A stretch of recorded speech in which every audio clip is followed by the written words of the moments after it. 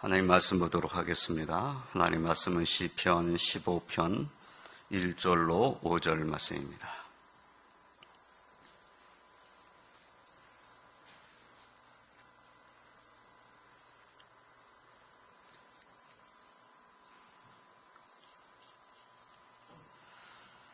시편 15편 1절 5절 말씀, 제가 말씀을 봉독하겠습니다.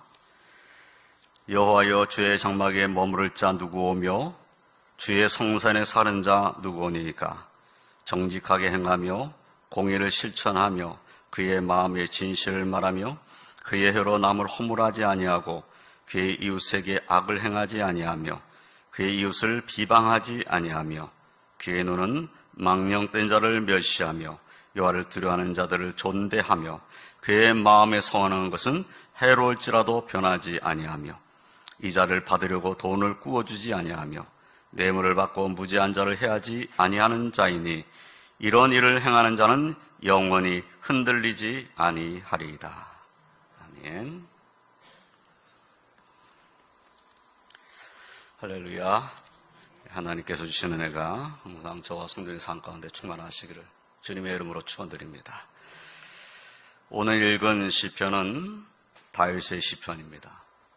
다윗은 본문 1절에서 여호와여, 주의 장막에 머무를 자 누구오며 주의 성전에 사는 자 누구오니까? 라는 물음으로 본 시편을 시작하고 있습니다. 다윗은 누구오니까? 라는 물음과 함께 하나님께서 임재해 계시는 주의 장막에 머무를 자, 주의 성전에 사는 자는 어떠한 사람인가? 어떠한 삶을 살아야 하는가? 하는 것에 대해서 말씀을 합니다. 여기에 머무르다라는 단어는 가까이 있다, 동반하다라는 의미가 담겨져 있습니다. 이 말씀은 모든 일에 하나님과 함께한다, 또한 하나님과 동행한다라는 뜻이 담겨져 있는 것이죠. 또 살다라는 단어도 머물러 있다, 함께 있다라는 뜻이 담겨져 있습니다. 이는 주의 장막에 형식적으로 출입하는 그것만이 아니라 그 마음을 주의 장막에 두고 또 주의 장막을 항상 사모하면서 주님을 사랑하며 주님을 삶의 중심에 두고 사는 신실한 하나님 백성의 모습을 의미합니다. 이 시편은 주의 장막, 주의 성산이라는 이 말씀 때문에 아마도 다윗이 하나님의 법궤를 예루살렘 성으로 옮긴 후 쓴 것이다 라고 그렇게 대부분의 학자들이 생각을 합니다. 그러니까 하나님의 언약궤를 예루살렘 성, 다윗성에 옮겨놓고 정말 이 하나님의 주의 장막에 머무를 자, 주의 성산에 사는 자는 누굽니까? 라고 깊이 생각하고 묵상하면서 이 시편을 썼을 것이다 라는 그러한 생각인 거죠. 그래서 오늘은 주의 장막에 머무를 자, 주의 성산에 사는 자는 어떤 삶을 살아야 하는가를 함께 생각하면서 은혜를 나누고자 합니다. 첫째로 정직하게 행하며 공의를 실천하며 진실을 말하는 삶을 살아야 합니다. 본문 2절로 3절을 보면은 정직하게 행하며 공의를 실천하며 그의 마음의 진실을 말하며 그의 혀로 남을 허물하지 아니하고 그의 이웃에게 악을 행하지 아니하며 그의 이웃을 비방하지 아니하며 라고 말씀하십니다. 여기에서 정직하게 행하며 공의를 실천하며 라는 말씀은 사람 앞에서만, 사람에 대해서만이 아니라 하나님 앞에서 정직하고 하나님 앞에서 하나님 말씀을 따라서 공의를 실천하는 삶을 사는 것을 포함합니다. 그리고 이 실천하며 라는 단어를 썼다는 것은 며칠만 그렇게 사는 것이 아니라 계속해서 하나님 앞에서 정직과 공의를 행하며 사는 것을 의미하는 것입니다. 다윗은 자신의 죄를 회개한 시편 50편 10절에서 이런 말씀을 했어요. 오늘 교동문에도 이 말씀을 썼는데, 하나님이여 내 속에 정한 마음을 창조하시고 내 안에 정직한 영을 새롭게 하소서. 사실 본인도 따지고 보면 주의 성산에 거할 만한 자격이 있는 사람은 아니에요. 하나님께서 은혜를 베풀어 주신 거죠. 그래서 자신이 하나님 앞에 죄를 짓고 그 죄가 다 드러났을 때 회개하면서 이렇게 하나님 앞에 기도한 거예요. 내 속에 정한 마음을 창조하시고 내 안에 정직한 영을 새롭게 하소서. 이러한 기도에서 다윗이 어떠한 마음으로 하나님 앞에서 살고 싶어 했는지를 우리는 알 수 있습니다. 이 다윗의 기도가 저와 성도님들의 기도가 되시길 주님의 이름으로 축원드립니다. 하나님, 내 마음을 정한 마음으로 창조해 주십시오. 내 안에 정직한 영을 새롭게 해 주십시오. 그래서 하나님 앞에서 정직한 삶을 살 수 있게 해주십시오. 우리의 기도 제목이 되어야 할 것입니다. 주의 장막에 머무를 자, 주의 성산에 사는 자는 그 마음의 진실을 말하는 삶을 살아야 합니다. 마음의 진실을 말한다고 했을 때 어떤 사람들은 이렇게 말할 수 있습니다. 나는 마음의 진실을 말하는 사람이야. 나는 거짓말을 하지 않아. 나는 본 대로 말하고 들은 대로 말하고 느낀 대로 말하는 사람이야. 네, 그렇게 말할 수 있습니다. 그리고 그러한 사람들이 있어요. 나는 거짓말 안 해. 나는 본 대로 말하는 사람이야. 그래서 그 말을 하면 그 말로 인해서 그 말을 듣는 사람이 상처받는다는 생각은 하지를 않아요. 나는 본대로 말하는 사람, 나는 정직한 사람이야. 나는 진실을 말하고 나는 거짓을 말할 수 없는 사람이야. 이렇게 말하는 거지요. 그런데 다윗이 그 마음의 진실을 말한다고 한 것은 그러한 내용의 말씀이 아니라는 사실을 우리는 알아야 합니다.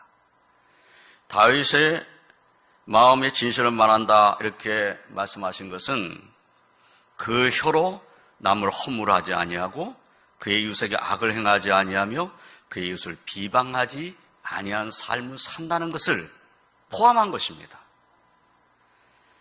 그래서 그 혀로 남을 허물하지 아니하고라는 말씀을 좀 더 생각해 보면 그 혀로 남을 헐뜯고 욕하는 비방의 말을 하지 않는다는 것입니다. 남을 비방하는 말은 선하고 착한 마음 그리고 남을 이해하는 마음에서 나온 것이 아닙니다. 사랑하는 마음에서가 아니라 시기와 질투와 미움의 마음에서 나온 것입니다. 그래서 헐뜯는 것이죠. 또한 그 혀로 남을 허물하지 아니하고라는 말씀은 남에 대해 거짓 증거를 하지 않는 것을 의미합니다.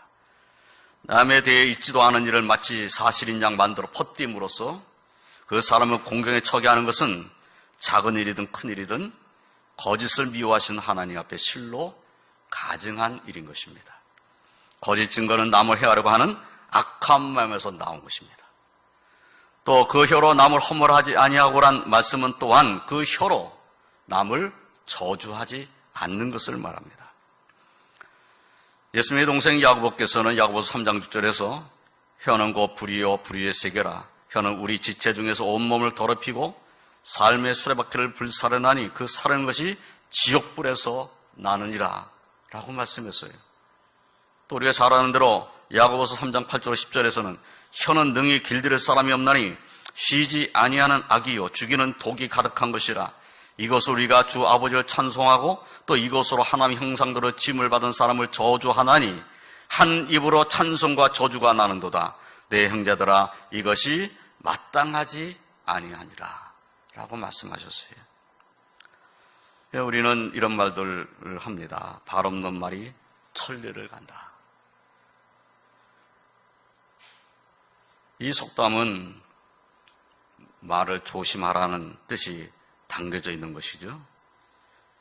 발 없는 말이 천리를 가서 그 말을 듣는 사람의 마음에 위로를 줄 수도 있지만은 사실은 비수를 꽂을 수도 있다는 겁니다. 그런데 위로를 주기보다는 비수를 꽂을 가능성이 상당히 높습니다. 내가 한 말이 그대로 전달되는 것이 아니라 거기에 살이 붙어서 긍정적인 내용으로가 아니라 부정적인 내용으로 전달될 수도 있기 때문입니다. 내가 한 말은 그런 의미가 아니었는데 그 장본인에게 전달될 때는 내가 한 말 그 의미대로 전달되지 아니하고 그리고 남의 말을 전하는 사람이 조심스럽게 전하지 아니하므로 서로에게 상처를 주는 일이 벌어진다는 거예요.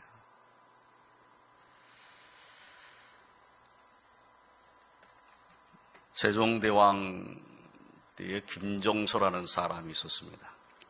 세종대왕이 김종서를 인정을 해가지고 높은 벼슬을 내렸어요. 그랬더니 이 김종서라는 사람을 그렇게 좋아하지 않던 신하들이 이런저런 말을 만들어내기 시작했습니다.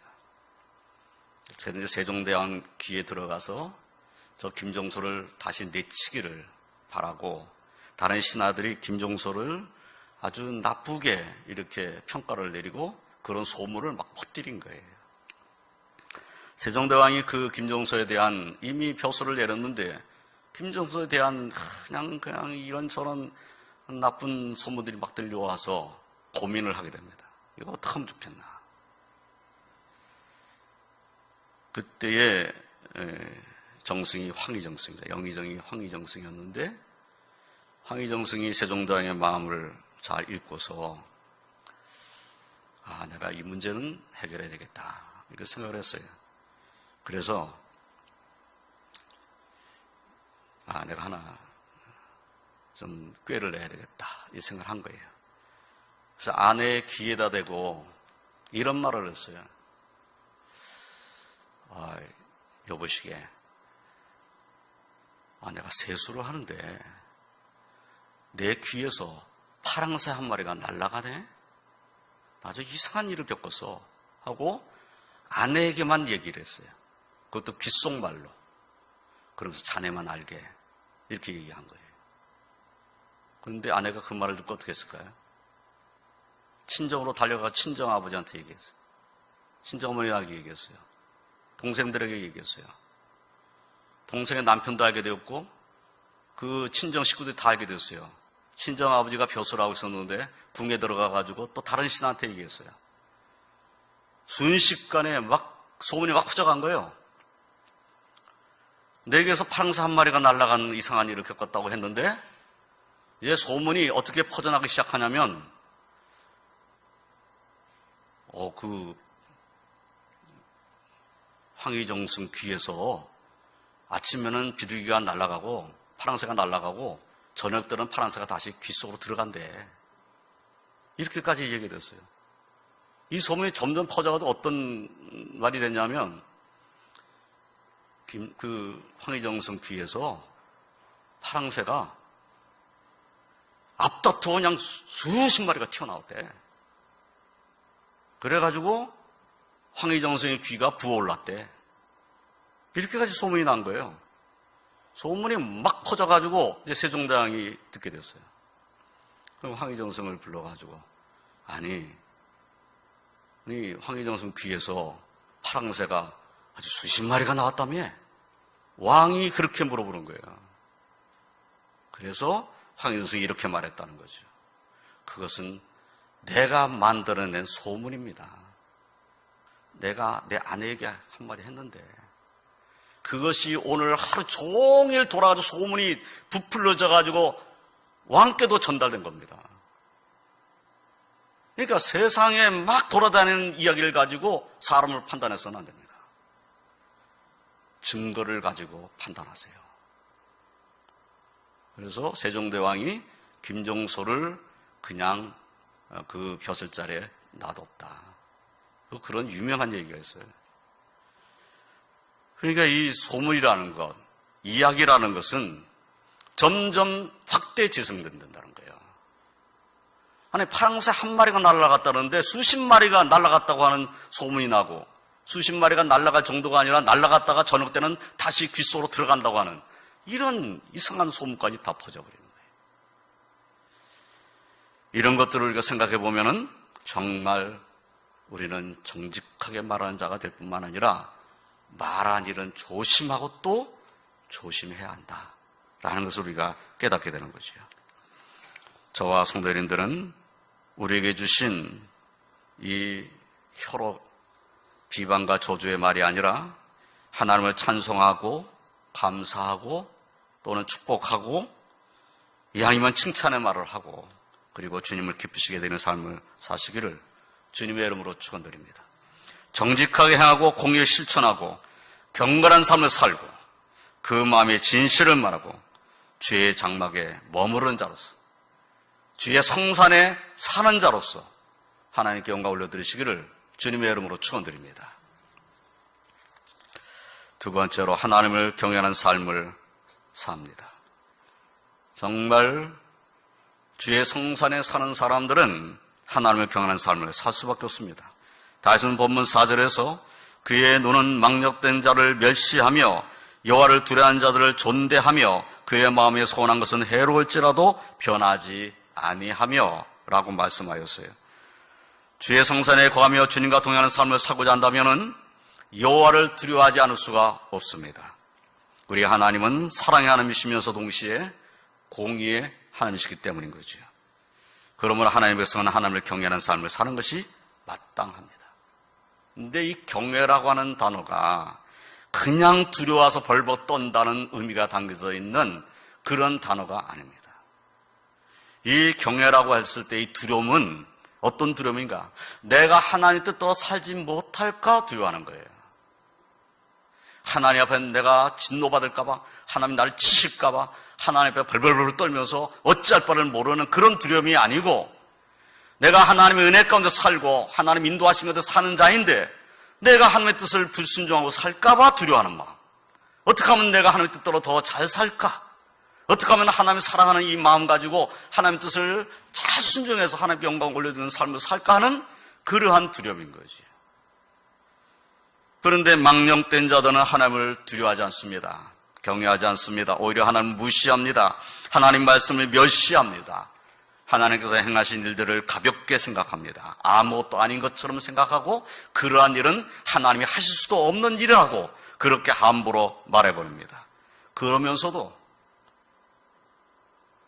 그들이 어려울 때로는 우상 앞으로 달려가서 우상 앞에 엎드린다는 거예요. 하나님을 경외하지 않는 그들은 하나님을 믿고 의지하는 하나님 백성들을 무시하거나 심지어 경멸하기도 하고 악평을 늘어놓기도 합니다. 그렇지만 하나님의 백성들은 그러한 사람들 때문에 믿음이 흔들리고 경건한 삶이 흔들려서는 안 됩니다. 우리는 어떠한 경우에도 하나님을 경외하는 그러한 삶을 견고하게 해야 할 것입니다.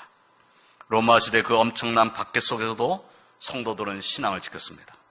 권력을 가지고 하나님 앞에서 망령되이 행하고 하나님을 두려워하지 않으며 하나님의 백성을 박해하던 자들이 승리한 것이 아니라 사람을 두려워하지 않고 하나님을 두려워했던 하나님의 백성이 궁극적으로 승리자가 되었다는 사실을 역사가 증명하고 있습니다.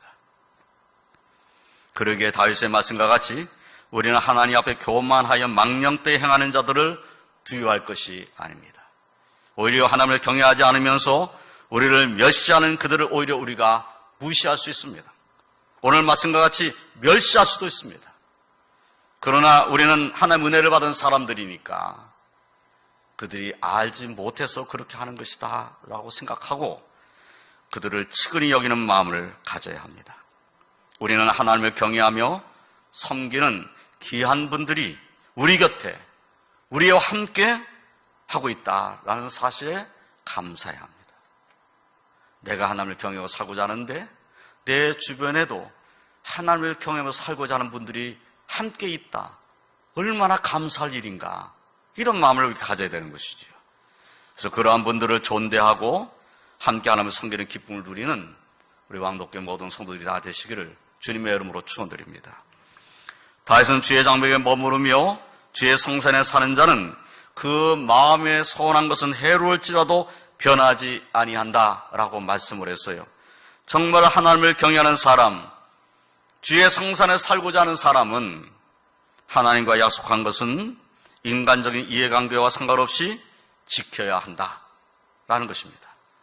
소원에 대한 율법의 말씀들을 살펴보면은 민수기 30장 2절에 사람이 여호와께 소원하였거나 결심하고 서약하였으면 깨트리지 말고 그가 입으로 말한 대로 다 이행할 것이니라. 하나님 앞에 자신이 입을 벌려서 말한 것이 있다면 그것은 지켜야 한다. 하나님 앞에 정직히 행한다고 하면서 내가 하나님 앞에 입을 열어서 언약했던 것들을 깨트려서는 안 된다는 거죠. 신명기 23장 21절 23절에도 내 하나님 여호와께 서원하거든 갚기를 더디하지 말라. 내 하나님 여호와께서 반드시 그것을 내게 요구하시리니 더디면 그것이 내게 죄가 될 것이라. 내가 서원하지 아니하였으면 무죄하리라. 그러나 내 입으로 말한 것은 그대로 실행하도록 유의하라. 무릇 자원한 예물은 내 하나님 여호와께 내가 서원하여 입으로 언약한 대로 행할지니라. 하나님 앞에 언약한 것이 있으면 그대로 지켜라. 손해가 될지라도 지켜라. 이렇게 말씀을 했어요. 이것도 정말 하나님을 경외하는 하나님 백성이며 정말 주의 장막에 머무르고 주의 성산에 사는 사람이란다면 하나님 앞에 함부로 입을 열어서 맹세하거나 서약하지를 않는다는 거예요. 서원을 그렇게 함부로 하지 않는다는 것이에요.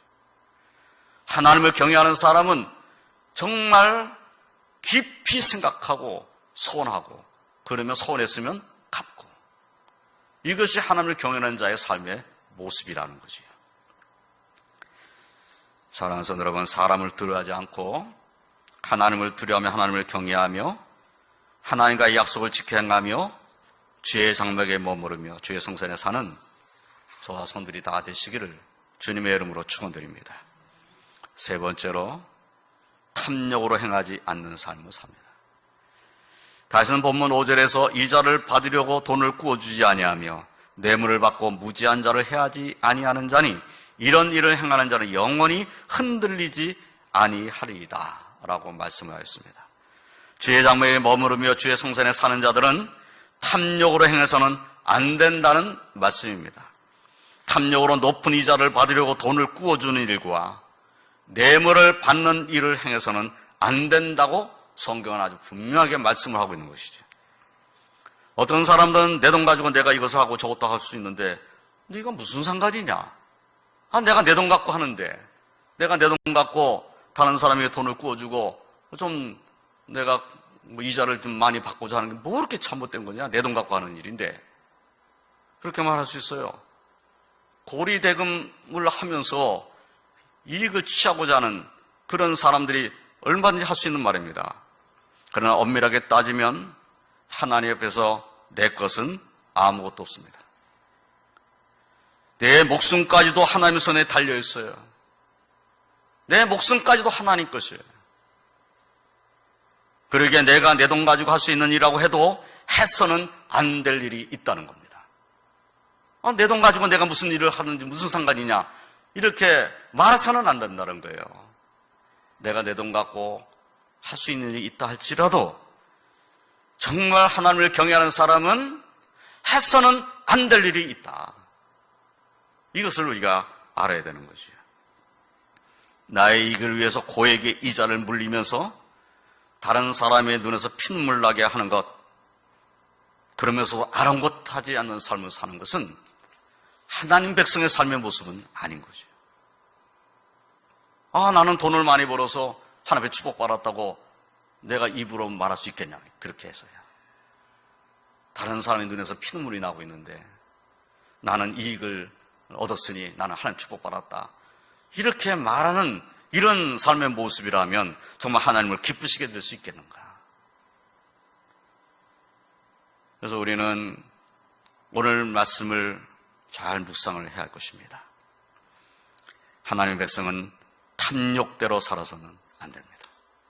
내 욕심 채우고자 살아서는 안 된다 라는 것을 우리는 깨달아야 되는 거죠. 사도 바울은 골로새서 3장 5절 6절에서 그러므로 땅에 있는 지체를 죽이라. 곧 음란과 부정과 사욕과 악한 정욕과 탐심이니 탐심은 우상 숭배니라. 이것들로 말미암아 하나님의 진노가 임하느니라 라고 경계하셨습니다. 에베소 5장 3절에서는 음행과 온갖 더러운 것과 탐욕은 너희 중에서 그 이름조차도 부르지 말라. 이는 성도에게 마땅한 바니라 라고 말씀하셨습니다. 야고보께서도 야고보서 1장 15절에서 욕심이 잉태한 즉 죄를 낳고 죄가 장성한 즉 사망을 낳느니라 라고 말씀하셨어요. 사랑하는 성도 여러분, 저와 성도님들은 주의 장막에 머무르며 주의 성산에 사는 자로서 탐심과 탐욕을 버리고 오직 주님과 동행함으로 흔들리지 않은 그런 믿음의 삶을 사시기를 주님의 이름으로 축원드립니다. 이제 말씀을 정리합니다. 우리가 아는 대로 믿음으로 말미암아 구원받은 사람은 누구든지 다 하나님과 예수님과 교제할 수 있습니다. 바로 우리가 주의 장막에 머무는 자들이며 주의 성산에 사는 사람들입니다. 그러므로 우리는 죄를 사함받고 구원받은 자로서 하나님을 경외하는 경건한 자의 삶을 살기를 힘써야 합니다. 그것이 마땅합니다. 저와 성도님들은 정직과 공의를 행하며 진실을 말하는 삶을 살고 하나님을 기쁘시게 하는 삶을 살기를 소망하고 탐욕을 행하지 아니하는 그러한 성도로 하나님 백성으로 하나님께 영광 올려드리며 사시기를 주님의 이름으로 축원드립니다. 기도하겠습니다. 하나님 감사합니다.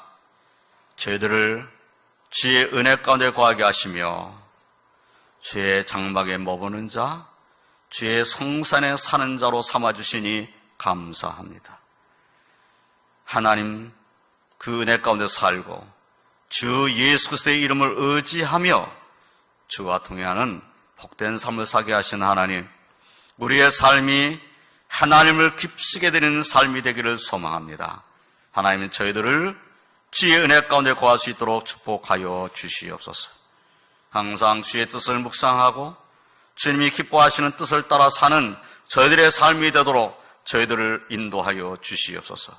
하나님을 경외하며 하나님의 말씀을 붙잡으며 주의 은혜 가운데 거하기를 소망하는 제 백성들 기도에 응답하여 주셔서 이 한 주간의 삶도 더 하나님의 능력 힘 있는 삶이 되고 하나님께 영광 올려드리는 복된 삶이 되게 하여 주시옵소서.